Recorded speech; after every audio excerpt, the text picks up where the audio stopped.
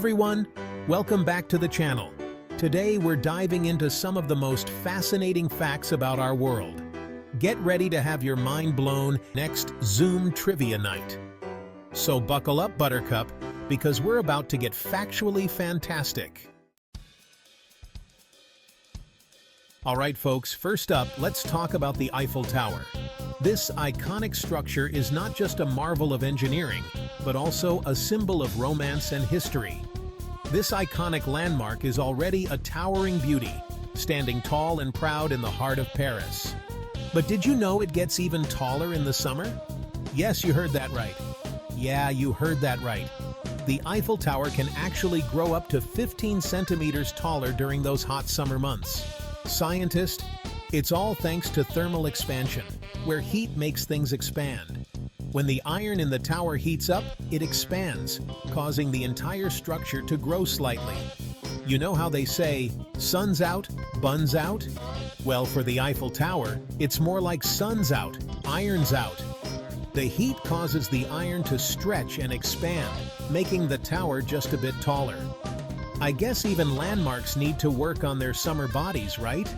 It's like the Eiffel Tower is getting ready for a beach vacation, stretching out to soak up the sun. Maybe it hits the gym, does some iron pumping? Alright, I'll stop. But seriously, it's fascinating how even inanimate objects like the Eiffel Tower can change with the seasons. So next time you visit Paris in the summer, remember, the Eiffel Tower is standing just a little bit taller, showing off its summer growth spurt. Next up, we're diving into the wacky world of fruit classifications. Now, I consider myself a pretty knowledgeable guy, but this one had me scratching my head. Get ready for it. Bananas are technically berries, but strawberries aren't. I know, right? Mind blown. Fact checker. Apparently, a berry is a fruit that develops from a single flower with one ovary. Who knew? So that banana you're snacking on? It's living its best berry life. Strawberries, on the other hand, are considered aggregate fruits. Sounds fancy, right?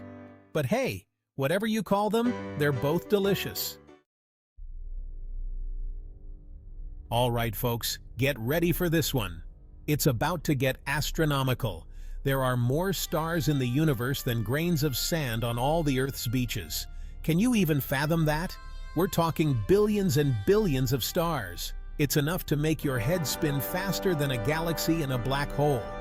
Explore.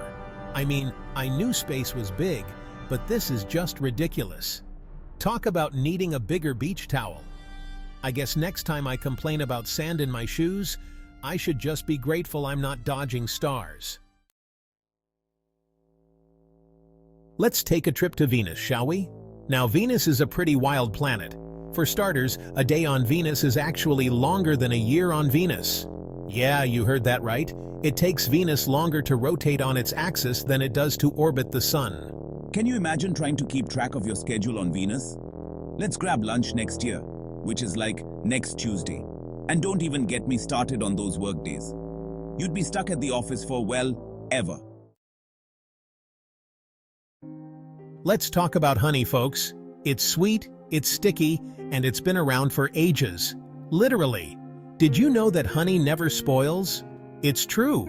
Archaeologists have found pots of honey in ancient Egyptian tombs that are still good to eat. Talk about a long shelf life. I mean, I can barely keep a carton of milk fresh for a week, and ancient Egyptians have perfectly preserved honey. That's incredible. Maybe I should start storing everything in honey. My wallet, my keys, All right, maybe not.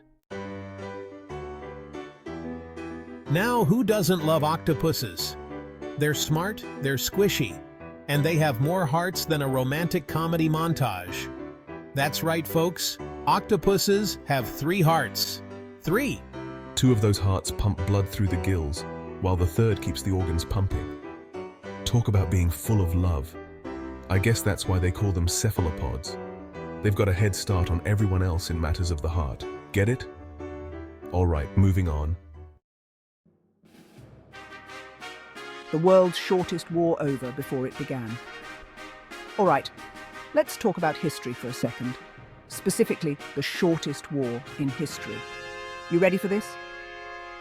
It's a fascinating tale that takes us back to the late 19th century, a time of empires and colonial ambitions. The Anglo-Zanzibar War of 1896 holds the record for the shortest war ever fought. This conflict was between the British Empire and the Sultanate of Zanzibar, a small island off the coast of East Africa. It lasted only 38 minutes. You heard that right, just 38 minutes from the first shot to the final surrender. Apparently, Zanzibar's Sultan decided he didn't want to play ball with the British anymore, and the British were not having it. The Sultan, Khalid bin Bargash, took the throne without British approval, leading to a swift and decisive response. A little naval bombardment later, and boom, war over. The British warships opened fire, and within minutes the Sultan's palace was in ruins. Maybe we should start settling all our differences with 38-minute wars. Quick, efficient, and you'd still have time for dinner reservations. Imagine a world where conflicts are resolved in the time it takes to watch an episode of your favorite TV show. But of course, the reality of war is far more complex and tragic. Chapter 8. Clouds fluffy, white, and surprisingly heavy. That's like 1,000 elephants just casually hanging out above our heads. I don't know about you, but I'm suddenly feeling a lot less calm about walking under ladders. Narrator. Media. Walking under ladder fear. Look up! It's a bird. It's a plane. It's a really, really heavy cloud. That's right, folks. Those fluffy white things floating in the sky can weigh more than 1,000,000 pounds. And you thought carrying an umbrella on a rainy day was tough. Imagine trying to hold up a 1,000,000-pound cloud. Talk about a workout. Chapter 9. Cows besties with bovines. You know those gentle giants we call cows? Turns out they're even more awesome than we thought. Cows actually have best friends and get stressed when they're separated. It's true. Studies have shown that cows form strong social bonds with each other and experience measurable stress when they're apart from their BFFs. I guess it's true what they say. Friends are the family you choose, even if you're a cow. I can just imagine those moving reunions after a long time apart.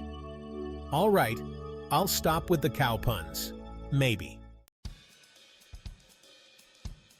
Chapter 10. The Pringles Can, the ultimate final resting place. And last but not least, let's talk about Pringles. Those delicious, stackable chips that come in a can. You know, the ones that have been a favorite snack for generations. But have you ever wondered about the genius who invented that iconic can? The man behind the cylindrical packaging that keeps your chips fresh and unbroken? Well, his name was Frederick Bauer, and he was so proud of his creation that he wanted to be buried in one when he died. Yes, you heard that right, buried in a Pringles can. And guess what? His family honored his wish. They actually placed part of his cremated remains inside a Pringles can. That's right, folks. The inventor of the Pringles can is now buried in one. It's a testament to his love for his invention and his quirky sense of humor. Talk about taking once you pop, you can't stop to a whole new level. It's a story that truly embodies the spirit of innovation and dedication. I guess you could say he's eternally stacked? It's a fitting tribute to a man who changed the way we snack. Okay, I'm done, I promise. But seriously, what a unique and memorable way to be remembered. Thanks for watching, everyone. If you enjoyed these fascinating facts, don't forget to like, comment, and subscribe. And be sure to share these mind-blowing tidbits with your friends. Who knows, maybe you'll win a trivia night or two. Until next time, stay curious, keep exploring, and remember, the world is a weird and wonderful place. See you next time for more fun and mind-blowing content.